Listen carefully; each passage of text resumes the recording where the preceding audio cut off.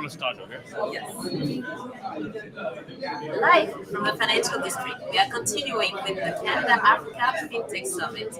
With me now is Sunil Sharma. He is a VC and has helped a number of FinTech in Africa, in Canada, who are investing in Africa to start and be empowered and just go out there and launch their business.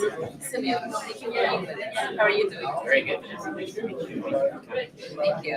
So I have two questions for you. It won't be too long, but I'm hoping that our audience, investors, as well as entrepreneurs and fintech enthusiasts will get something from it. Can you tell us a little bit about you? Sure, yes. My name is Sunil Sharma. I live here in Toronto, Canada.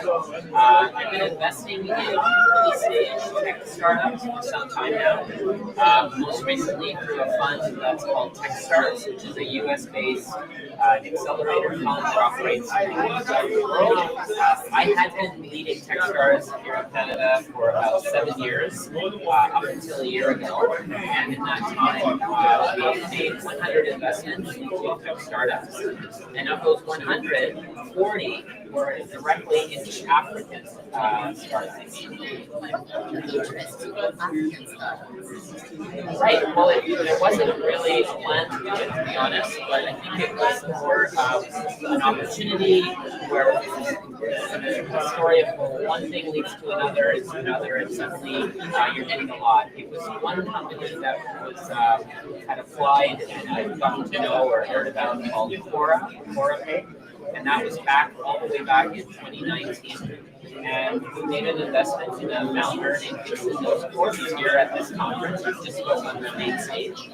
And that was a fantastic kind of entry point into Africa. It led to many more investments because I think in part because of the success of that company and that particular founder and team. And that started, I guess, the ball got rolling. And I think it also validated my own beliefs that there's a lot happening in the continent. It's a massive place of 1.3 billion people who are very young, very capable, very energetic, very hungry to do more. And, I always think that in Canada, which is also it's a great country, but we're a small country, just over 40 million population, but kind of defined by immigrants and the global diaspora. So I was just looking for a way to make sense of that, and as an investor, and that led me to quite a number of investments in Africa. And I think that's actually been quite a good.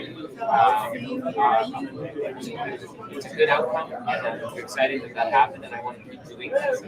Amazing. And we encourage you, investors watching right now, to do the same. Now, what are the three things that you will generally look at before investing in an African startup? Sure. So that's a good question. I haven't thought about it too much, but I will say that, first of all, the geography, that we're quite far apart. And so a lot of this is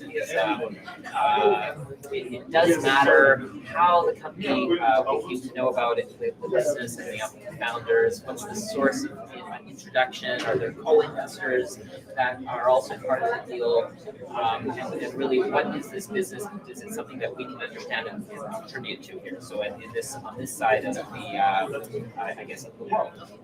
So the team that we're working with, how well balanced are they, the leadership, are they good technology, good executive management, financial, if it's a fintech, industry experience, banking, or in some area of finance. I think that's a key thing.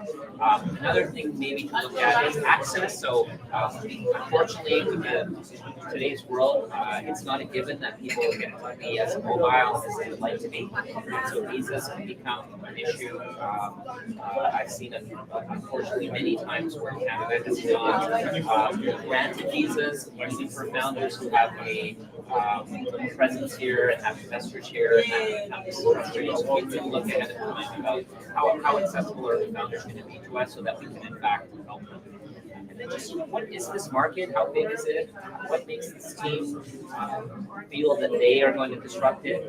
And then I have to admit that a lot of companies, especially fintechs from Africa, to me, start to look very similar. They look very often doing something that's just like something else, and I have to ask a lot of questions as to what makes this different, and why should I care? Who's going to win? And then just listen to the founders.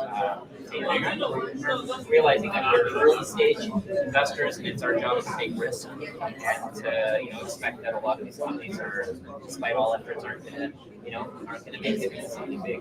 That was actually going to be my next question. What are the two risks that are commonly observed with African startups in fintech? Okay, I think regulatory risks. We have to. I've learned more about organizations like the Central Bank of Nigeria than I ever expected to. Even on the Canada side, having the NSB licenses and really following the regulatory compliance steps, that's a big risk. Another risk that I've also started to discover through the experience is currency risk.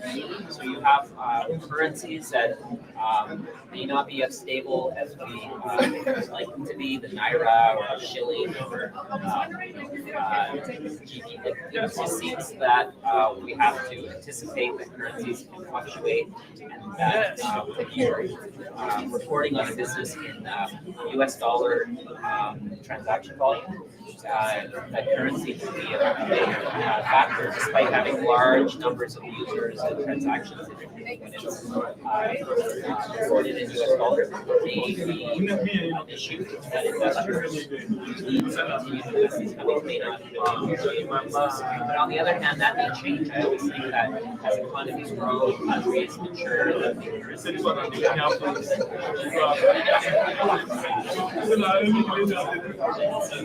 So you've heard it, absolutely. The currency exchange is something we need to talk about, especially the collaboration between Canada and Africa. That will absolutely come into place.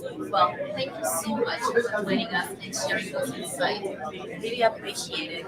Today, we're going to hear even more as we lead a session on going from aim to ownership.